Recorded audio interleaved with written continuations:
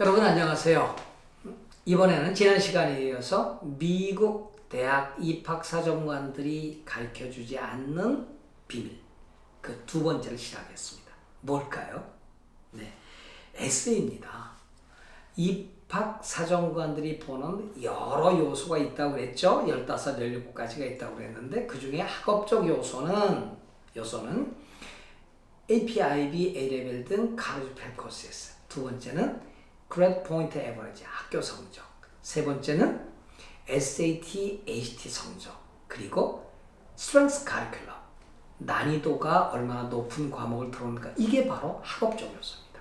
근데 비학업적 요소는 제일 중요한 게 뭐죠? 여러분 저하고 하도 유튜브로 공부를 하고 또 블로그로 공부를 해서 아실 거예요. 에세이입니다. 두 번째는 카운슬러 추천서. 세 번째는 과목별 선생님 추천서. 그리고 extra curricular activities, 특별활동. 그 다음에 캐릭터, 인성이죠. 그 다음에 학생이 갖고 있는 뭐죠? 특기. 자, 이 가운데서 에세이가 압도적으로 중요한 위치를 차지합니다. 아마 이번에 2021학년도 미국 대학 입시에서는 에세이가 당락을 가릴지도 몰라요. 왜냐하면 지난 시간에 말씀드렸듯이 미국에 지금 많은 대학들이 테스트 옵셔널 정책으로 전환했죠. 저 코넬 대학도 안 내도 됩니다. UC 버클리, UCLA, UC 데이비스, 어바인, SAT 성적 안 내도 됩니다. 시카고 대학 안 내도 됩니다. 케이스 웨스턴 리저브 안 내도 됩니다.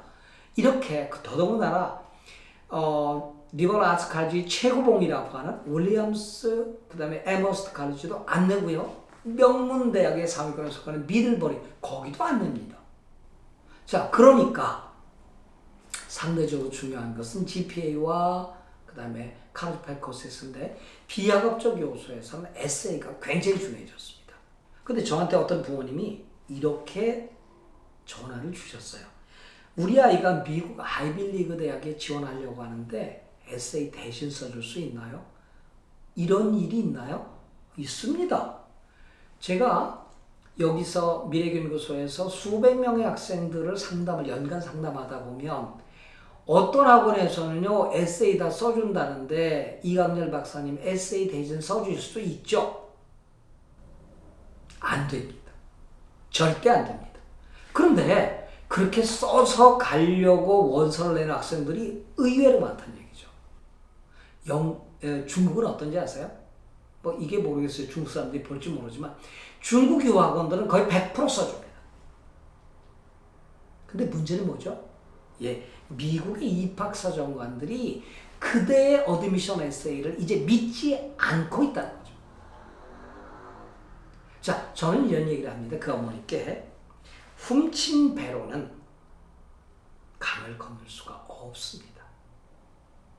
남이 써주는 에세이 갖고는 명문대학에 진학할 수 없고 설사 있다고 하더라도 못 견디고 중도에 탈락을 할 것입니다. 전 봅니다. 브라운 대학, 코넬 대학, 에모리 대학, 윌리엄스, 에모스에 갔다가 제적당하고 오는 학생들이 미래교육연구소에 많이 찾아온다는 것이죠. 우리나라 교육 컨설팅 기관 가운데 제적당한 학생들을 컨설팅해 주는 데는 여기밖에 없어요. 근데 그 학생들 가운데 상당수가 사교육을 통해서 에세이 점수를 대폭 올렸거나 에세이를 대신 누가 써줬다는 것이죠. 튜터에게 에세이를 통째로 써주길 기대하는 비양심적인 학부모들과 그렇게 장사를 하는 비양심적인 유학원들이 우리나라에도 수없이 많고 중국의 유학원은 거의 대부분이라는 얘기를 아까 말씀을 드렸습니다. 자, 그래서 어떡할까요? 네, 미국 대학들은 최근에 이럽니다. 그대가 애쓴 에세이와 그대가 고등학교에서 선생님이 고쳐준 에세이 원본, 그러니까 말하자면 숙제로 낸 원본을 같이 제출하라고 얘기해요. 그럼 보이죠? 단어의 수준과 문장의 수준이 바로 드러냅니다. 미국 대학들은 신용사에 살기 때문에 엑스트라 카리큘러 액티비티의 무엇도 내라고 하지 않는다. 서티피케이트, 인증서도 내라고 안 합니다. 활동 인증서를 내라고 안 하고 에세이도 본인이 써는 거라고 믿는데 최근에 크로스 체크를 시작했다는 얘기죠. 국제학생이 쓰면 에세이 의심하기 시작했고 그래서 그 대비책을 마련하고 그래서 두 가지입니다. 하나는 원본과 비교해보고 또 하나는 카피스트 해가지고 남의 거를 베꼈을까봐 그거를 외부 용역업체에 주어서 그 말하자면 표절을 했는가를 봅니다. 저는 에세이 대필과 브레인스토밍은 달랐습니다. 미래연구소는 미국인 선생님 6명이 브레인스토밍을 해줍니다. 그거는 엉킨 실타래를 풀어주는 역할을 하고 생각의 구조화를 시켜주는 겁니다.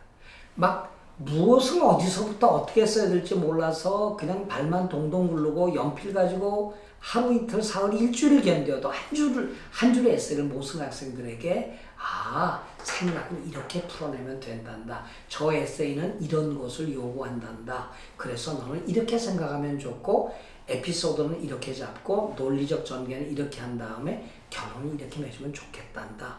그 이야기를 해주고 그것을 풀어내주는 것은 브레인스토밍입니다. 미래연구소는 절대 표절하거나 절대 대피하지 않습니다. 양심으로 그런 일은 없습니다.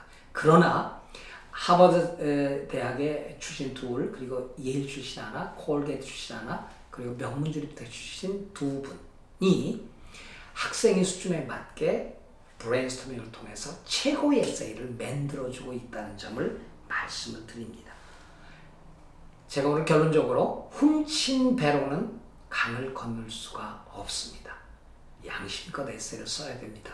그러나 잘 써야 됩니다. 그 도움을 미래연구소는 드릴 것입니다. 고맙습니다.